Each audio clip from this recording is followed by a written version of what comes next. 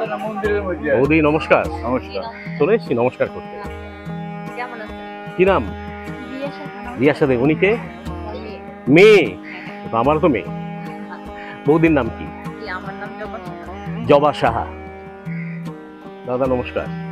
আপনি আলাদা আলাদা দাঁড়িয়ে আছেন, রাগ করছেন? না না, আপনি ভালো আছেন? আছি, খুব ভালো আছি, থ্যাংক ইউ। তো একটু বসি, অনেকখানি হেঁটেছি। আমার পাশে যে বৌদি দেখতে পাচ্ছেন, জবা সাহা, এটা আপনার মেয়ে আর ওটা আপনার নাতি। আমার সামনে যে দাদা দাঁড়িয়ে আছে ওই দাদার মেয়ে হচ্ছে ইনি। আর নমস্কার। আর সঙ্গে ওনার মেয়ে উনি। টোটাল কমপ্লিট ফ্যামিলি একটা পেয়ে গেছি, কোনো অসুবিধে নেই। খালি আমার ফ্যামিলিটাই এখানে নেই, অসুবিধা নেই। আমার ফ্যামিলি কিন্তু সবাই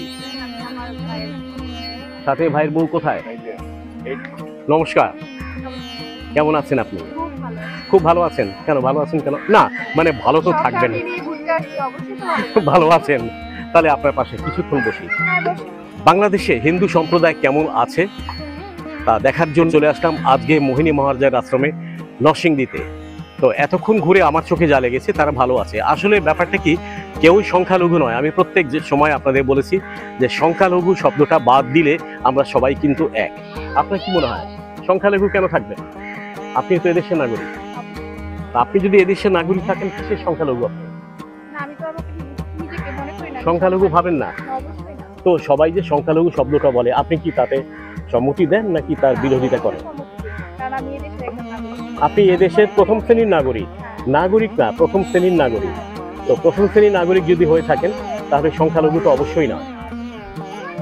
বৌদি আমার মেয়ে, তাই? আচ্ছা দাদা, তাহলে এটা আমার মেয়ে, ওটা আমার নাতি। এখানে একটা শব্দ এটা প্রচলন হয় সংখ্যালঘু বলে। আমি এটার সঙ্গে দ্বিমত প্রকাশ করছি। আপনি কি মনে হয়? এবং নাগরিক না তো আপনি প্রথম শ্রেণীর নাগরিক। তাহলে যদি প্রথম শ্রেণীর নাগরিক হয়ে থাকেন সংখ্যালঘু কেন হবে? সংখ্যালঘু নয়। তাহলে আমরা কেউ কিন্তু সংখ্যালঘু বা সংখ্যাগুরু নয়, আমরা সবাই কিন্তু বাংলাদেশের প্রথম শ্রেণীর নাগরিক। খুব সুন্দর কথা। আমি যেটা সবসময় আপনাদের বলে থাকি সেটা আজকেও এখানে এখনই বলছি, যে আমি চলে এসেছি, যেটা আপনাকে দেখাতে চেয়েছিলাম, যে আমার পিছনে কিন্তু একটা সুন্দর আশ্রম, মোহিনী মহারাজের আশ্রম। এখানে যারা দর্শনার্থী এসছে তাদের সঙ্গে আলাপ করে দেখলাম, খুব ভালো লাগলো। যেটা আমি বলতে চাচ্ছি সেটা কিন্তু আমার দর্শকরাও বলছে, আমরা কেউ কিন্তু সংখ্যালঘু নয়। বাংলাদেশে সংখ্যালঘু বলে কিছু থাকবে না, সবাই প্রথম শ্রেণীর নাগরিক। শুধু নাগরিক নয়, প্রথম শ্রেণীর নাগরিক। আর প্রথম শ্রেণীর নাগরিক যদি হয়ে থাকে তাহলে সংখ্যালঘু নয়। আমরা বাংলাদেশে সবাই সমান। যে সংখ্যালঘু শব্দটা আমি বাদ দিতে চাই, সবাই প্রথম শ্রেণীর নাগরিক। আশ্রম থেকে আপনাদের আবার শুভেচ্ছা জানাচ্ছি। ভালো থাকুন, সুস্থ থাকুন। আগামী দেখা হবে আরেকটা মন্দিরে।